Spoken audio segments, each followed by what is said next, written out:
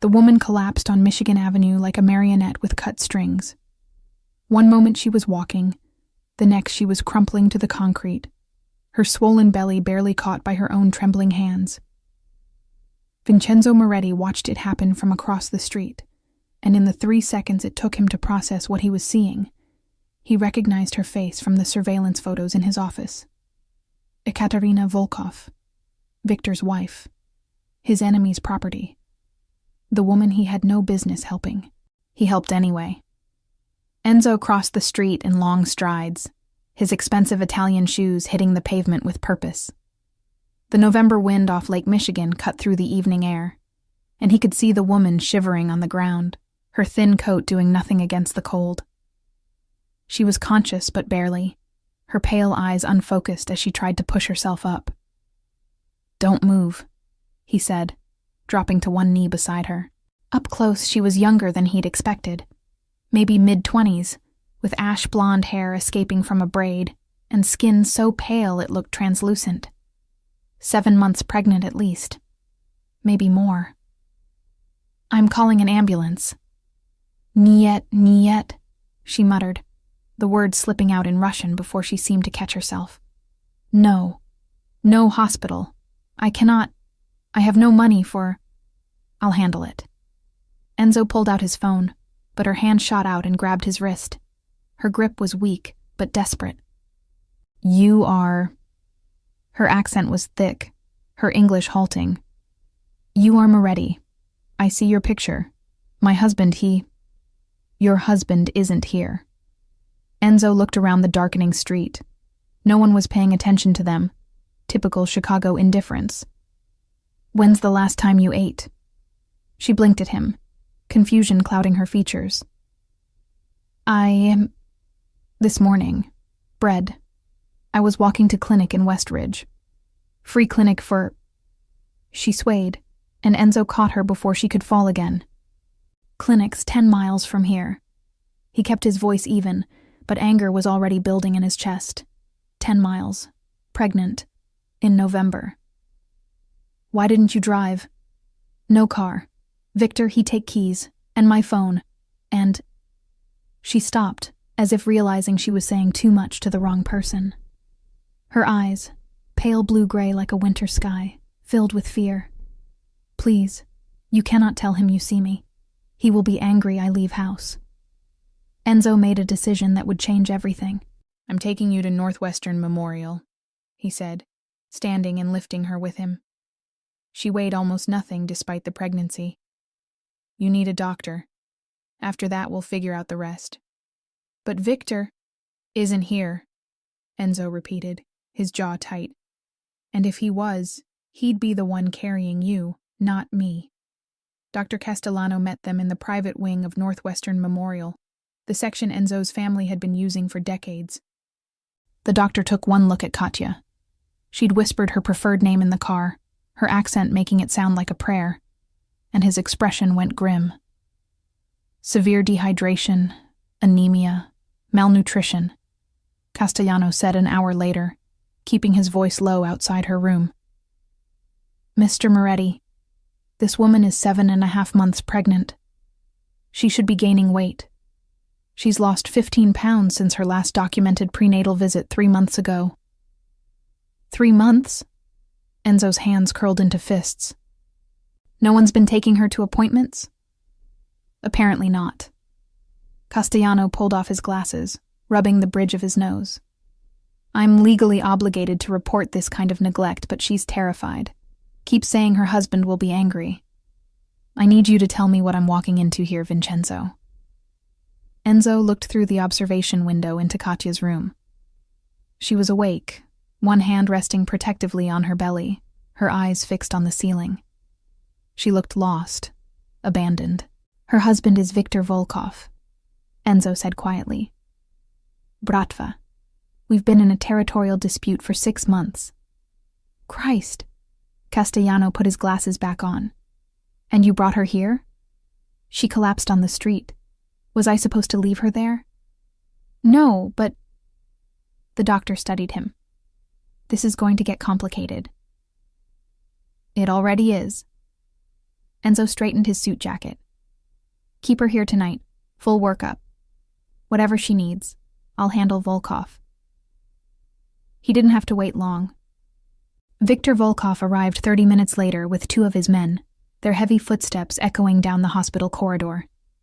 Enzo met them outside Katya's room, his own security materializing from the shadows. The hallway suddenly felt very small. Viktor was a stocky man in his mid-40s, with completely gray hair and pale blue eyes that held no warmth. He looked at Enzo like he was something stuck to his shoe. You have balls, Moretti. I give you that. Viktor's accent was thicker than Katya's, his English rough. Putting your hands on my wife.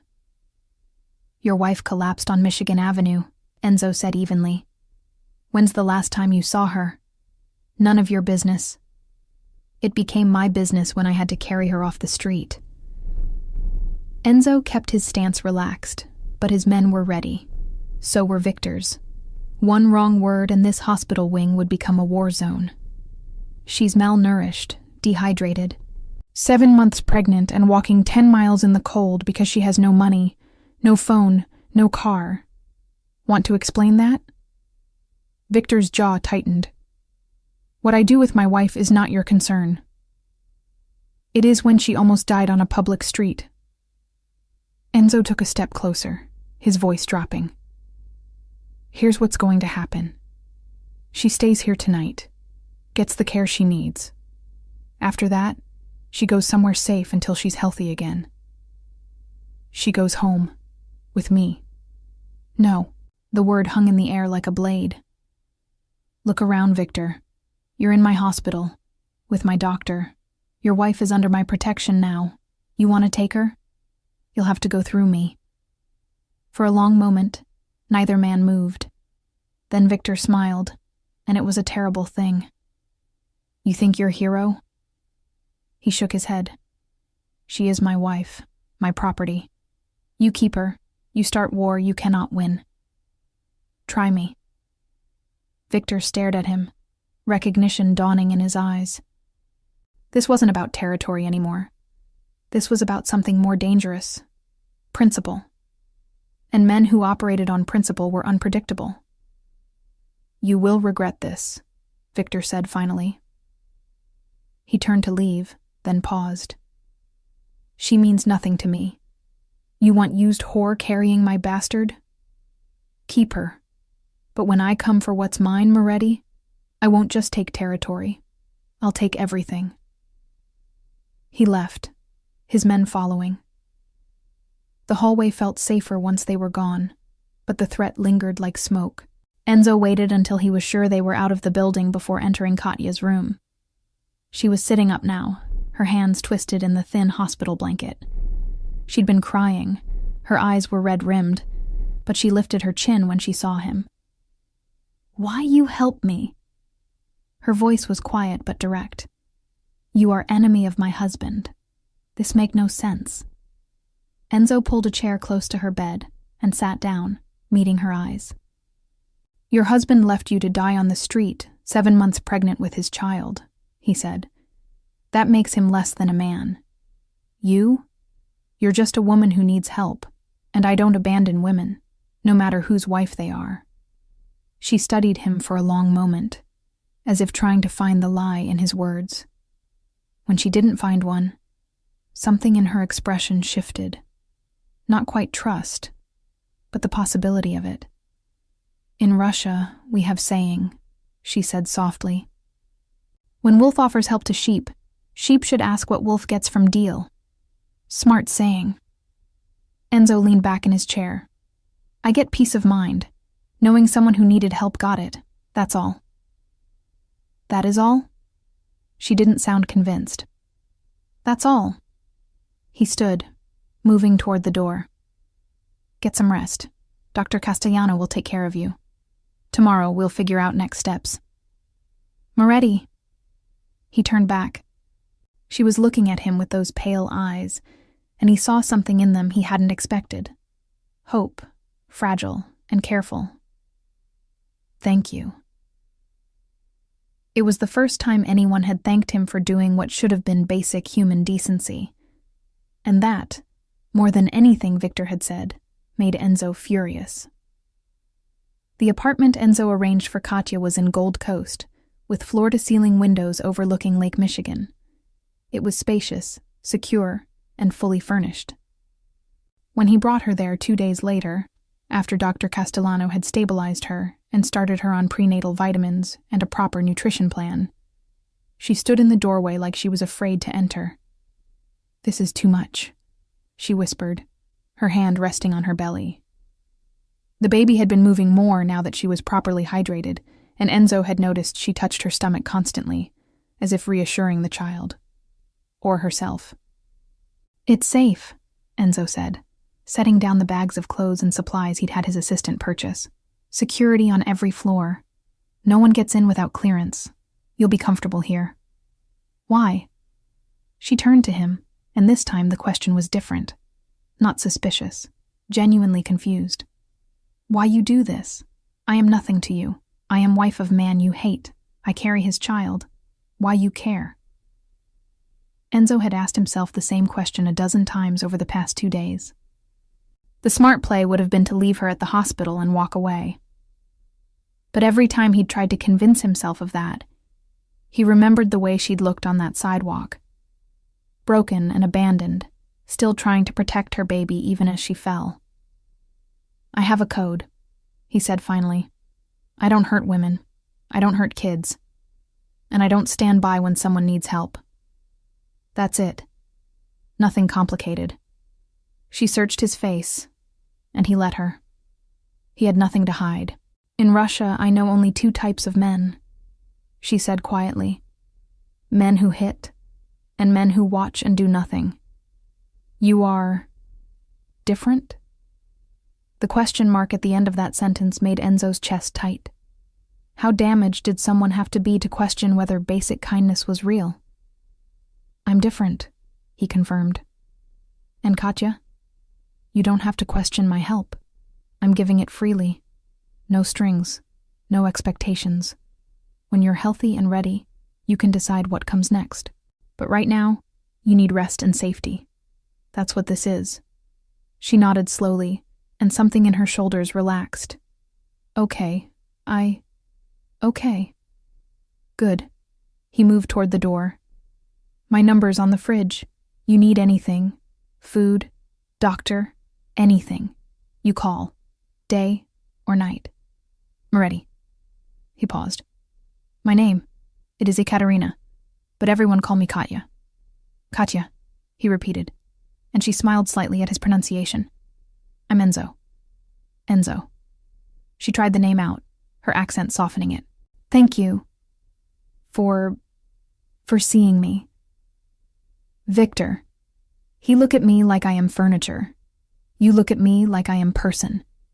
"You are a person," Enzo said firmly. "Don't let anyone make you forget that." After he left, he sat in his car for 10 minutes, staring at the building.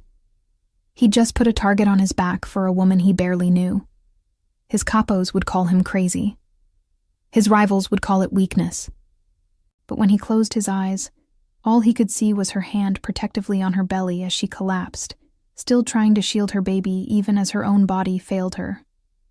No, this wasn't weakness. This was the right thing to do. And if Victor wanted war over it, Enzo would give him war. The first week passed in careful routine. Enzo checked in daily, usually bringing food, at first Italian, until he realized she was hesitant about it. On the 3rd day, he brought pelmeni and blini from a Russian restaurant in West Ridge, and her eyes had filled with tears. "How you know?" she'd asked, her fingers trembling as she opened the containers. "I asked around. Found the best place." He watched her take a bite, saw the way her whole body seemed to relax. "You miss home?" "Da. Yes, very much." She wiped her eyes quickly. "I am in Chicago 5 years, but sometimes I feel like I am still not here. Not really. Victor, he keep me separate. I learn English watching television, practice with nurses at school. School. I finish nursing degree here. In Russia, I start but not finish. Victor, he promised I could finish in America. She smiled sadly. One promise he keep. Over the next few visits, the story came out in pieces. Her mother's death when she was 5, her father's descent into alcohol and violence, the years of survival, walking on eggshells, learning to make herself small and quiet. And then Victor, appearing in St. Petersburg like salvation. Older, established, promising safety. I think anyone is better than Papa, she told Enzo one evening, as they sat on the apartment's balcony, watching the sun set over the lake. I think, if he'd take me to America, I can have new life. I am so stupid. You weren't stupid. You were 21 and desperate. Enzo kept his hands wrapped around his coffee cup to stop himself from reaching for her. He lied to you. For 6 months, he is perfect gentleman. Bring flowers, take me to nice restaurants. My father, he is happy someone want to take me away. Her laugh was bitter. I not realize I am trading one prison for another until it's too late. What happened? We marry. Come to America. At first is okay. Not good, but okay. He is busy with business. I am busy with school. But then he start to be controlling. My phone, he check. My friends, he say no. Cannot call Russia. Cannot go places alone. And then, she touched her belly. Then this, and he is angry. Say baby will make me soft. Weak. Say I am useless now. You're not useless. Enzo set down his cup, turning to face her. You're growing a human being. That's the opposite of useless. She looked at him, really looked at him, and Enzo saw the moment something shifted in her eyes. Not attraction, not yet. Something more fundamental. Recognition. You are first man who say things like this to me, she whispered. First man who is kind. My whole life, men are dangerous, something to survive.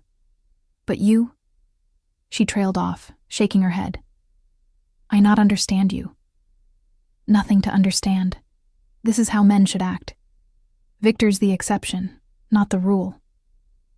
In my world, he is rule.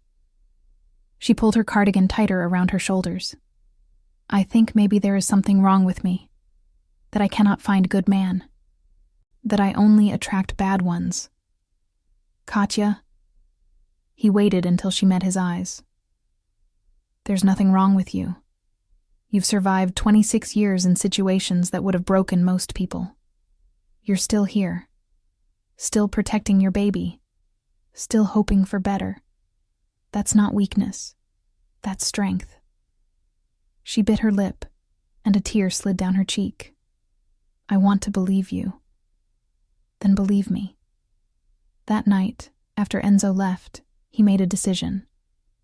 He called his lawyer. I need you to look into divorce law for Russian nationals in Illinois, he said, specifically situations involving abuse and abandonment. There was a pause.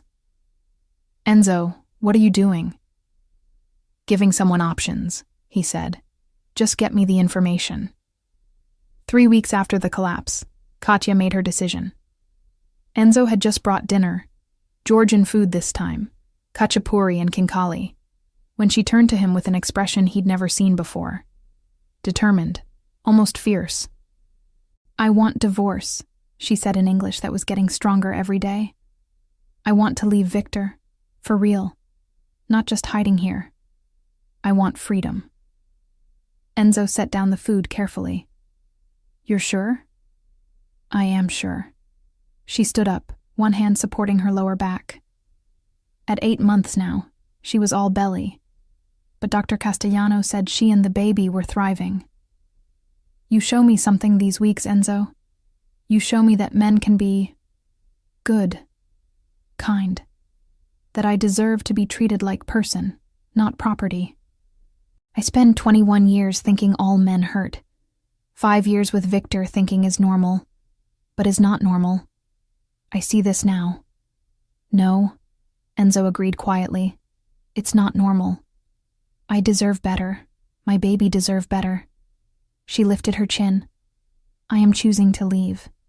Not because of you, for me. Because I am worth more than this. Pride bloomed in Enzo's chest. Yes, you are. Will you help me? With papers? With lawyers? I'll help you with everything. He pulled out his phone. I'll call my attorney right now. We'll get this started. The call lasted 20 minutes. When it was over, Enzo turned to Katya with the news. He can file tomorrow. Illinois allows divorce on grounds of abandonment and mental cruelty. We have documentation from Dr. Castellano about your condition when I found you.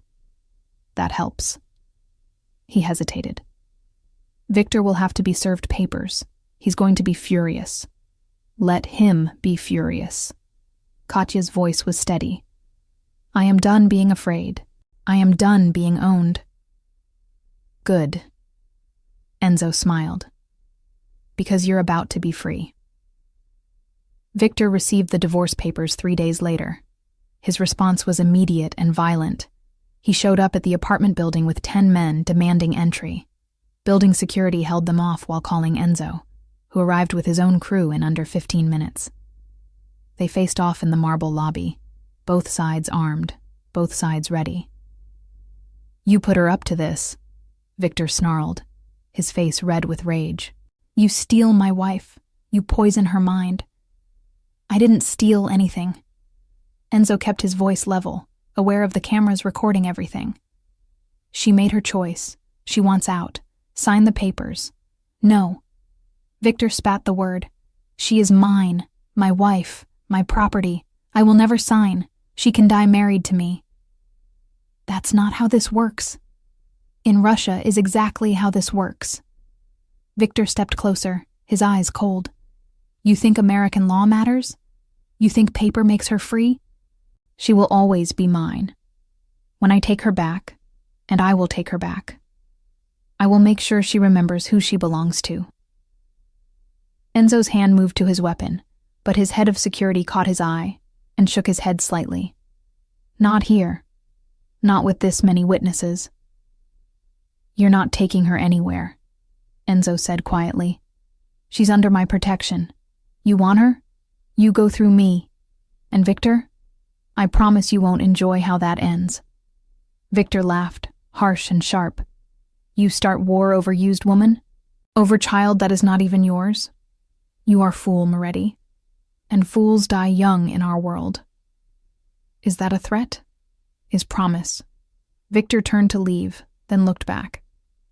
You keep her. I refuse divorce. She stays married to me, lives under your roof like whore. How long before your own people question you, eh?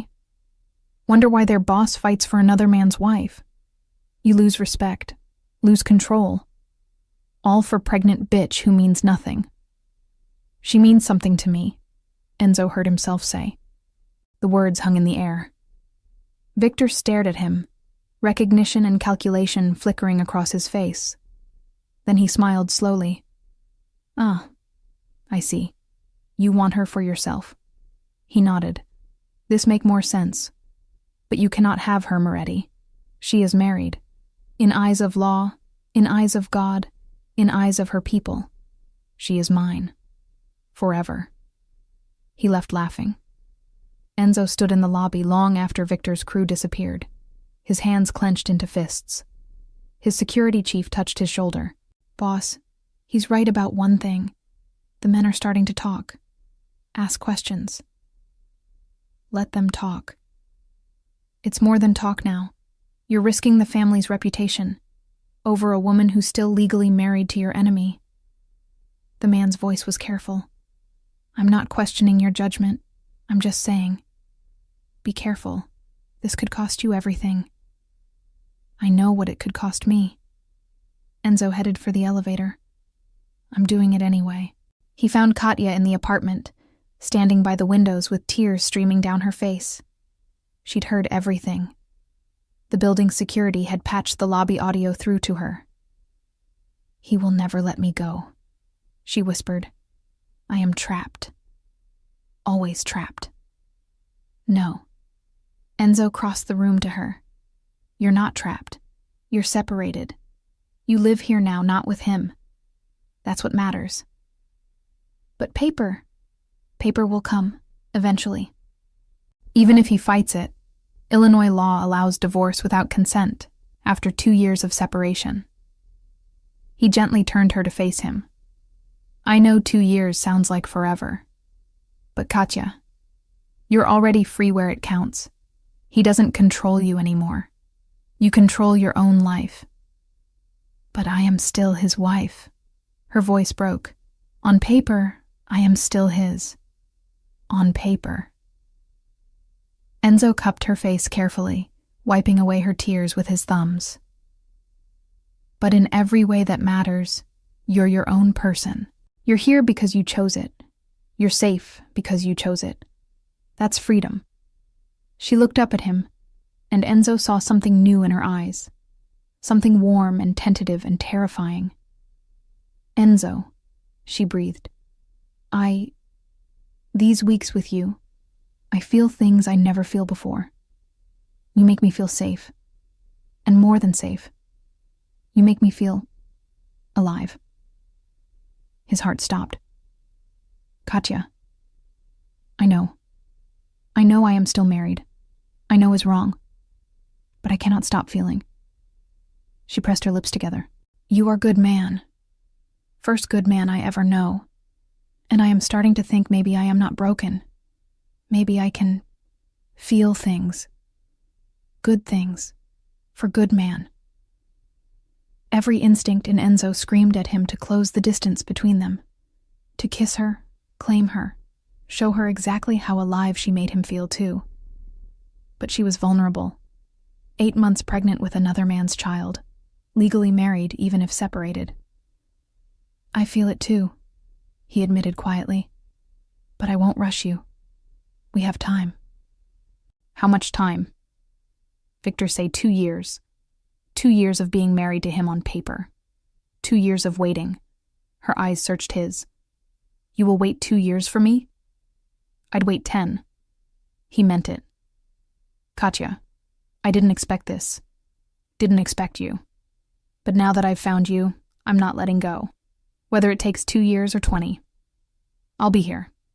She kissed him. It was impulsive and awkward. She had to rise on her toes, her belly making it difficult. But when her lips touched his, soft and uncertain and hopeful, Enzo felt something in his chest crack open. He kissed her back carefully, one hand cradling her face, the other supporting her back. He kept it gentle, respectful, aware of every reason they should stop. But God, he didn't want to stop. When they finally pulled apart, both breathing hard, Katya was crying again. But this time, she was smiling too. I am scared, she whispered. But I want this. Want you. Even if it's complicated. Even if we must wait. I choose you, Enzo. I choose this. Then we'll figure it out together. He kissed her forehead, breathing in the scent of her, soap and honey and something uniquely her. Whatever happens, we'll figure it out together. The next 3 months were both the best and worst of Enzo's life. The best because Katya was in it.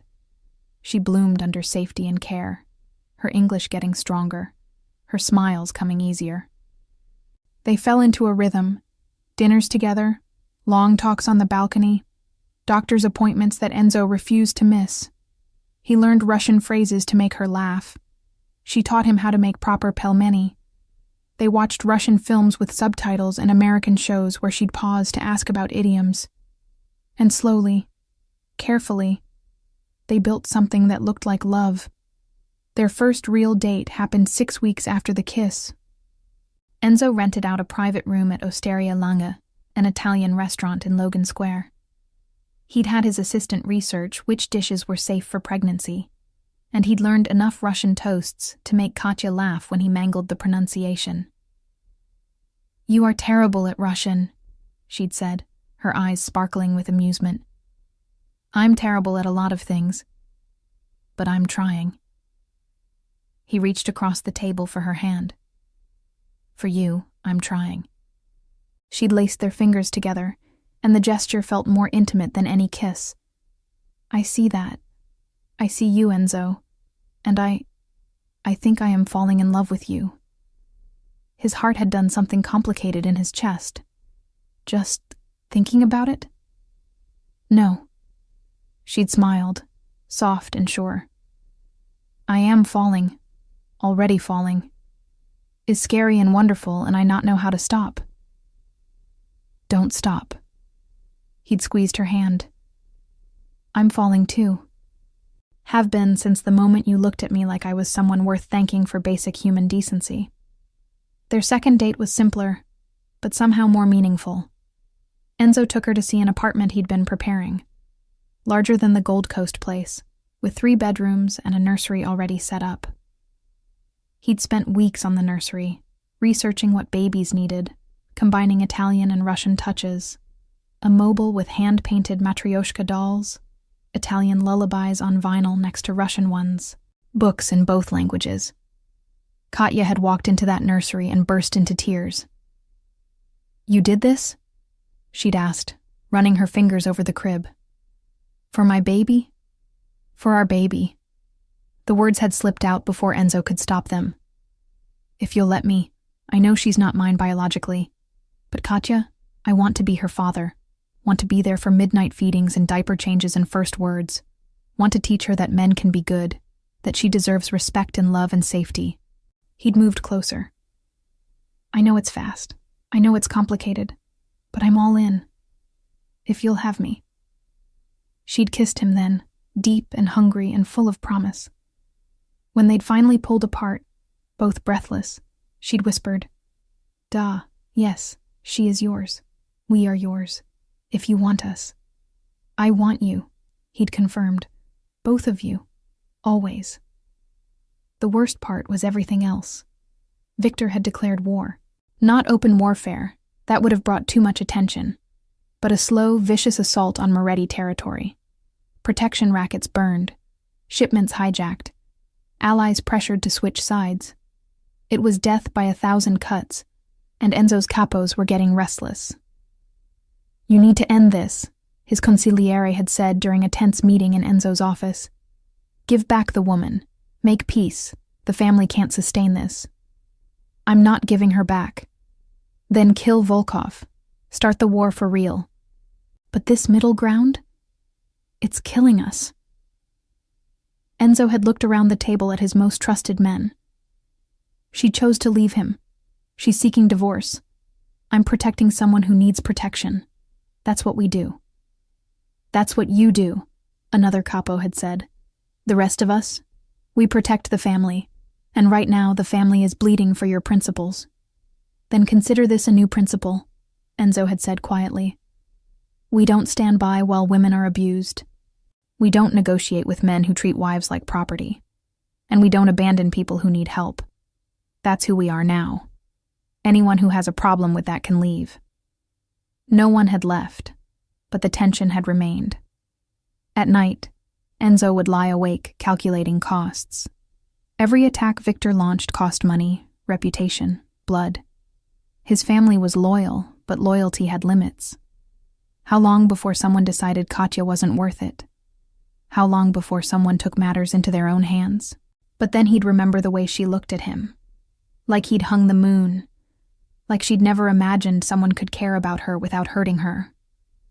And he'd know he'd made the right choice. Even if it cost him everything. The baby came on a Tuesday in February, 4 weeks before her due date.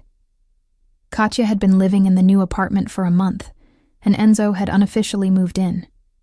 They hadn't discussed it, hadn't made it official, but his clothes had migrated to her closet, and his toothbrush lived in her bathroom, and some mornings he'd wake up with her curled against him, her head on his chest, and her hand in his. Those were his favorite mornings. He was making breakfast, trying to anyway, when she'd called out from the bedroom. "Enzo, I think it's time." Her water had broken. She was calm about it, calmer than Enzo, who'd nearly dropped the pan in his rush to get to her. By the time they reached Northwestern Memorial, her contractions were 5 minutes apart. Dr. Castellano met them in labor and delivery, taking one look at Enzo's face and smiling. "First time father nerves?" the doctor had asked. "Yes," Enzo had said at the same moment Katya said, "He is not." She'd stopped, looking at Enzo. He'd looked back at her. "I am," Enzo had said firmly. "I'm her father, in every way that matters." Katya had started crying then, but she'd been smiling too. Labor lasted 14 hours. Enzo stayed for all of it, holding Katya's hand, speaking to her in mangled Russian, letting her squeeze his fingers until he thought they might break. He'd never felt more helpless or more necessary. Every time she'd cried out in pain, he'd felt it in his own chest. Every time she'd looked at him with trust in her eyes, he'd felt 10 feet tall. "Ya zdесь," he'd whispered over and over. "I'm here. Ya не ухожу. I'm not leaving. Я знаю," she'd whispered back through tears. "I know." The baby was born at 3:47 a.m., a tiny thing with a surprisingly loud cry and her mother's pale blue eyes. The nurse had cleaned her quickly and placed her in Katya's arms, and Enzo had watched his world realign around this moment. "She's perfect," Katya had breathed, counting fingers and toes. "Look, Enzo. Look at her."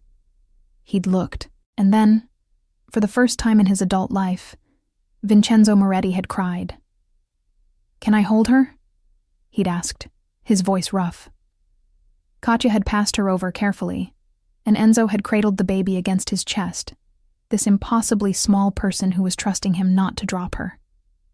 She'd stopped crying when he'd held her, her tiny hand wrapping around his finger with surprising strength. "Hey, little one," he'd whispered. "I'm Enzo. I'm going to be your papa, if that's okay with you. I'm going to teach you how to make pasta, and how to throw a punch, and how to know when someone deserves your trust. I'm going to show you what good men look like. And I promise, I swear on everything I am, I will never let anyone hurt you. Not ever." The baby had yawned, unimpressed by his vows, and Enzo had fallen completely in love. "What should we name her?" Katya had asked from the bed, her voice exhausted but happy. Enzo had looked down at the baby, then at Katya. "What was your mother's name?" "Anastasia." Katya's eyes had filled with tears. You would name her after my mama, if you want. She should have a name that means something, that connects her to her history." He'd brought the baby back to Katya. "Anastasia Moretti, if you'll let me give her my name." "Yes." Katya had taken the baby, holding her close. "Yes. Anastasia is perfect. And she is Moretti. She is ours." They'd sat like that for hours, the three of them in their own bubble. Enzo had thought about calling his capos, updating his security, checking on the territories. But none of that had seemed to matter compared to this. His girls, safe and whole, and his. Eventually, Dr. Castellano had returned, doing final checks on both Katya and Anastasia. Everything was healthy. Everyone was perfect.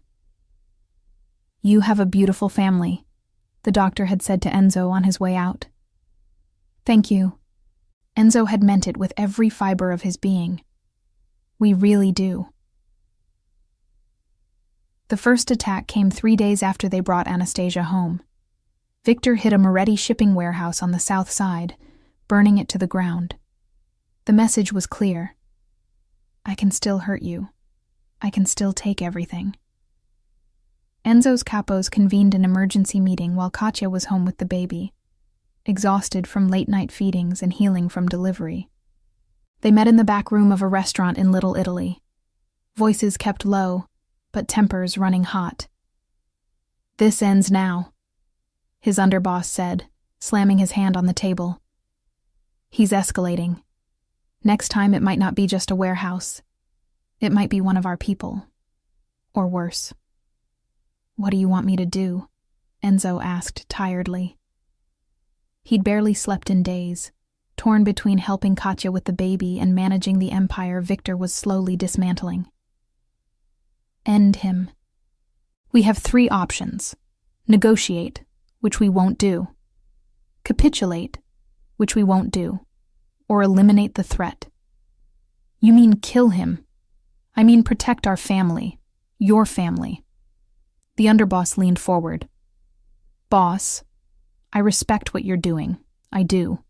But you can't protect that woman and baby if you're dead. And you can't protect them if the whole organization collapses. Something has to give. Enzo had known this moment was coming. Had dreaded it and prepared for it in equal measure. Set up a meeting with the Bratva Council, he said finally. Not Victor. His superiors. The ones who actually run Chicago. Why? Because Victor's gone rogue. He's burning through resources for a personal vendetta. Attacking a maid family over a woman. That's not business. That's emotion. Enzo stood. And emotion makes you sloppy. I'm betting his bosses are getting tired of it too. It took 2 days to arrange the meeting. When Enzo walked into the neutral restaurant in West Loop, he found 3 of the most powerful Russian mob bosses in Chicago waiting for him. They did not look happy. Moretti, the oldest one said, his accent thick. You request this meeting. Talk. Enzo sat down, keeping his hands visible on the table. Viktor Volkov is destabilizing both our operations. He's attacked 6 of my locations in 3 months over a personal grievance. I assume he's using your resources to do it. His wife, another one said. You steal his wife. This is personal, Da, but is also disrespect. In our culture. In your culture, a man protects what's his, Enzo interrupted. Victor left his pregnant wife to die on the street. I found her collapsed, malnourished, afraid. I helped her. She chose to leave him. That's not theft. That's consequence. The 3 men exchanged looks. The oldest spoke again. We hear rumors that Volkov is careless with his woman, that he abandoned her often. That child may not survive because he does not care. He leaned back in his chair. We also hear you are raising his daughter. This is true? Yes, with Katya's permission. The baby is mine in every way that matters. And his wife, she is yours too. She's her own person, but yes, she's mine. And I'm hers. Another pause. Then the oldest one smiled, and it wasn't entirely friendly. You have balls, I give you this, but you put us in difficult position. If we do nothing, we look weak. Let Italian take Russian wife with no consequence. But if we back Volkov, we waste resources on man who cannot even keep his own woman. What you suggest. This was the gamble. Enzo pulled out a folder and slid it across the table. 3 weeks ago, I received this from an FBI contact. Victor's been trafficking girls through the ports. Underage girls. From Russia and Ukraine. Selling them to brothels across the Midwest. The temperature in the room dropped 20 degrees. This is serious accusation, the oldest one said quietly. It's documented. Photos, testimonies, transaction records. Enzo kept his voice level. I'm guessing you don't know about this, because trafficking underage girls, that's the kind of thing that brings federal attention to everyone. The kind of thing that gets entire organizations dismantled. The 3 men opened the folder. Enzo watched their faces go from skeptical to furious. In the Russian mob, there were lines you didn't cross. And human trafficking, especially children, was a bright red one. Where you get this? The oldest one asked. Does it matter? It's real. Victor's been operating outside your authority, making enemies, and now risking everyone with federal crimes. Enzo leaned forward. I'm not asking you to help me. I'm telling you that you have a problem. How you solve it is up to you. The meeting ended 10 minutes later. Enzo left without knowing what they'd decide. But he'd planted the seed. 3 days later, Viktor Volkov disappeared. The rumors said the Bratva Council had summoned him for a discussion. The rumors said he'd been given a choice: face federal charges or face Russian justice. The rumors said he'd chosen neither and tried to run. The rumors said he didn't get far. Officially, Viktor Volkov's body was found in the Chicago River 2 weeks later. Officially, it was ruled a mob hit. No suspects. Case closed. Unofficially, everyone knew the Bratva had handled their own problem. When Enzo brought the news to Katya, she'd been sitting in the nursery, rocking Anastasia to sleep. She'd looked up at him with those pale blue eyes, and he'd seen the moment she understood. "He is dead?" she'd whispered in Russian. "Yes." She'd looked down at the baby in her arms, tears sliding down her cheeks. "I should feel something, Da. Sad? Guilty? But I feel only relief. Is this wrong?" "No." Enzo had knelt beside the rocking chair, taking her free hand. "It's not wrong. He hurt you for 5 years. You get to feel however you feel about his death." "I feel free," she'd admitted. "For first time in my life, I am truly free. No father, no husband, just me and her and you." "And me," Enzo had confirmed. "Always me." The divorce. Automatic now. Illinois law. Widow status supersedes everything else. You're legally single again. He'd squeezed her hand. "Katya, I know this is fast. I know you need time. But when you're ready, months from now, years from now, whenever, I want to marry you. Want to make this official. Want to be Anastasia's legal father and your legal husband and build a life that looks nothing like the one you escaped." She looked at him for a long moment. Then she'd smiled. "Ask me again in 6 months," she'd said softly. "When baby is older. When I am healed. When we have time to be sure this is real and not just trauma and gratitude and relief. I can wait 6 months." "Good." She'd leaned down and kissed him, soft and sweet. "Because answer will be yes. But I want to say yes when I am strong. When I am choosing you not because I need you, but because I want you. You understand?" "I understand." He'd kissed her back. "Take all the time you need. I'm not going anywhere." 6 months turned into 7, and then 8. Katya healed slowly, but steadily. She started therapy, working through 26 years of trauma with a psychologist who specialized in abuse survivors. She started going to a Russian community center in West Ridge, making friends, building a support network. She went back to work part-time at a community clinic, using her nursing skills to help immigrants who reminded her of herself, afraid, alone, trying to build new lives. Anastasia grew from a tiny newborn into a chunky, happy baby who smiled at everyone and had her mother's eyes and Enzo's temperament. She was stubborn and curious and absolutely fearless. Enzo adored her. He officially adopted her when she was 6 months old. The paperwork was straightforward since Victor was dead, and Katya consented. When the judge had asked if he understood the lifelong commitment he was making, Enzo had looked at the baby in his arms and said, "Your Honor, I made this commitment the day she was born. This is just making it legal." They'd walked out of the courthouse as a family. Anastasia Moretti, officially and completely. On a Saturday in October, Enzo took Katya to dinner at the same Italian restaurant where they'd had their first date. They talked and laughed and shared tiramisu, and it felt like coming home. When they got back to the apartment, their apartment now, shared and lived in and full of baby toys and Russian novels and Italian suits, Enzo had pulled her onto the balcony overlooking the lake. 8 months, he said, wrapping his arms around her from behind. "Are you strong yet?" She'd laughed, leaning back against him. "I am strong. I am healed. I am choosing this. Choosing you. Because I want to, not because I need to." "Good." He'd pulled out the ring he'd been carrying for 3 months, waiting for the right moment, It was simple. White gold with a small diamond, nothing flashy. Katya didn't need flashy. She needed real. He'd turned her to face him and dropped to one knee.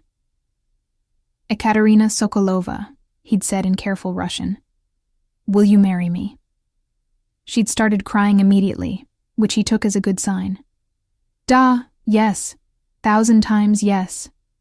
He'd slipped the ring onto her finger and kissed her, deep and thorough and full of promise. When they'd finally pulled apart, both breathless, she'd cupped his face in her hands. "Thank you," she'd whispered, "for seeing me, for saving me, for showing me what love looks like." "Thank you," he'd replied, "for teaching me that some things are worth more than territory or respect or safety. You and Anastasia, you're worth everything." They'd gotten married 3 months later, in a small ceremony at a Russian Orthodox church in West Ridge. Enzo's family had filled one side of the aisle, their suits and their scars, and their loyalty a stark reminder of the world he came from. Katya's friends from the community center had filled the other side, nurses and immigrants and survivors, a reminder of the world she was building. Anastasia had been the flower girl, carried down the aisle by Enzo's underboss, wearing a white dress and drooling cheerfully on everything. When the priest had asked if anyone objected, there'd been a moment of perfect silence. No Victor to interrupt, no threats to overshadow, just two people choosing each other freely. Enzo had said his vows in Russian and English. Katya had done the same. They'd exchanged rings and kissed as husband and wife, and the whole church had erupted in cheers. At the reception, Enzo's capos had toasted to the bride and groom. The underboss had raised his glass and said, "Boss, you taught us something these past 2 years. You taught us that honor isn't just about territory or respect. It's about protecting the people who can't protect themselves, about standing up when it costs you, about choosing what's right even when it's hard. We're proud to follow you." Enzo had felt something in his chest expand. This was what he'd been building. Not just an organization, but a family. One that looked out for each other. One that had lines they wouldn't cross. One that was worth fighting for. Late that night, after all the guests had left and Anastasia was asleep in her crib, Enzo and Katya had slow danced in their living room to music only they could hear. "I love you," she'd whispered against his chest. "I love this life we build. I love that our daughter will grow up knowing she is safe, that she will never wonder if man can be good, because she will have you." "I love you too," Enzo had replied. "And I promise, both of you, I will spend every day proving that you can trust me, that you're safe with me, that love doesn't have to hurt." She'd pulled back to look at him, and in her eyes he'd seen everything they'd survived to get here. The pain and the fear and the slow, careful healing. The choice to trust again. The courage to love again. "It doesn't hurt," she'd confirmed. "With you, it feels like coming home." They'd made love that night, slow and reverent and full of promise. Afterward, tangled together in their bed, Enzo had traced patterns on her back and thought about the path that had brought them here. The woman collapsed on Michigan Avenue.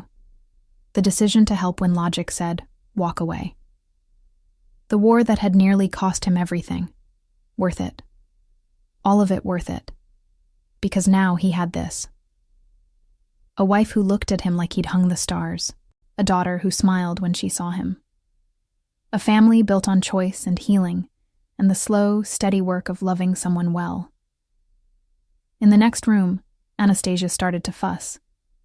Katya moved to get up, but Enzo stopped her. "I've got her," he said, kissing her temple. "Rest." He padded into the nursery and picked up his daughter, who immediately stopped crying and grabbed his finger. He settled into the rocking chair, holding her close. "Hey, moya doch," he whispered in terrible Russian. "My daughter. Can't sleep?" She yawned and snuggled into his chest, and Enzo felt that familiar tightness in his throat. This tiny person trusted him completely, depended on him, loved him with the uncomplicated certainty only children possess. He would spend the rest of his life earning that trust.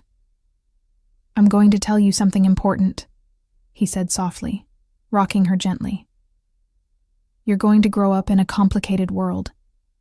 You're going to have questions about where you came from and who your biological father was. And when you're old enough, I'll answer those questions honestly. But I need you to know, need you to really understand, that biology doesn't make family. Choice makes family. Love makes family. And I chose you before you were even born. I loved you the second I held you. You are mine, Anastasia, in every way that matters." The baby made a small sound, possibly agreement, possibly gas. Enzo smiled. "Your mama is the bravest person I know," he continued. "She survived things that would have broken most people. She chose to leave a bad situation. She chose to build a new life. She chose me. And those choices, those acts of courage, they're what made you possible. You come from strength, little one. Don't ever forget that." He rocked her until she fell back asleep, then sat there a while longer, just holding her. These were his favorite moments. The quiet ones. The ones where it was just him and his daughter, and the weight of his vows settling into his bones. Eventually, he put her back in her crib and returned to bed, where Katya was half asleep. "Is she okay?" Katya murmured. "Perfect." Enzo pulled her close. "Both my girls are perfect." She smiled against his chest. "I never think I have this. Family, safety, love that doesn't hurt. I think maybe I am not meant for happiness. But you show me I am wrong." "You were always meant for happiness," Enzo said firmly. "You just had to survive long enough to find it." "Duh," she agreed. "And I did. I survive. And now I am here. With you. With her. Building life I choose. Is miracle. Not a miracle. Just what you deserve." They fell asleep like that, wrapped around each other, safe and whole and home. 3 years later, on Anastasia's 3rd birthday, Enzo stood in their backyard watching his daughter chase butterflies in a pink tutu while Katya laughed and took photos. The house in Lincoln Park was theirs now, purchased legally, no mob money. Enzo had legitimized half his operations, keeping enough of the old world to maintain respect, but leaving enough of the darkness behind to give his family safety. He was still boss of the Moretti family, still made hard decisions, still lived in a world of violence and territory and ancient codes. But he came home to this, to birthday parties and butterfly hunts, and a wife who kissed him hello like he was her favorite part of the day. It was more than enough. Katya came to stand beside him, slipping her hand into his. She was different now than the woman who'd collapsed on Michigan Avenue, confident, healthy, genuinely happy. But sometimes, when she thought he wasn't looking, he'd catch shadows in her eyes. Memories of what was. He'd spend the rest of his life chasing those shadows away. "What you think about?" she asked, leaning her head on his shoulder. "About how lucky I am. Is not luck, is choice." She squeezed his hand. "You choose to help when you could walk away. You choose to fight when you could give up. You choose us when it would be easier to choose empire. Best choice I ever made." "Duh," she smiled. "Best choice for me, too." Anastasia ran over, breathless and covered in grass stains. "Papa! Mama! I catch butterfly. Come see." She grabbed both their hands and dragged them across the yard to where a monarch butterfly sat on a flower. They crouched down together, the 3 of them, and Enzo thought about improbable journeys and unlikely transformations. He'd been taught all his life that loyalty meant family above all else, that blood was sacred, that you protected your own and destroyed your enemies. But Katya had taught him something different. She'd taught him that family was built, not born. That loyalty meant standing up even when it cost you. That sometimes the most important thing you could do was help someone who had no claim on you except their humanity. She'd taught him that love was a choice, made every day, in 1,000 small ways. And he would keep choosing it, keep choosing them, for as long as he lived. Papa? Anastasia tugged his sleeve. Why you crying? He hadn't realized he was. He wiped his eyes quickly, smiling at his daughter. Happy tears, little one. Just very happy tears. She considered this, then hugged him fiercely around the neck. I make you happy? The happiest, he confirmed, holding her close. You and your mama make me the happiest man alive. Good. She pulled back, satisfied. Now come play. Is my birthday. She ran off, and Enzo stood, pulling Katya up with him. They watched their daughter spin in circles, arms spread wide, laughing at nothing and everything. We give her good life, da? Katya said quietly. She will never know what we survived to get here. She'll know enough, Enzo replied. When she's older, we'll tell her our story, the real one, so she understands how strong her mother is, and so she knows that the right person will fight for her, that she should never settle for less. You are right person, Katya said, for both of us. My right person, and you're mine.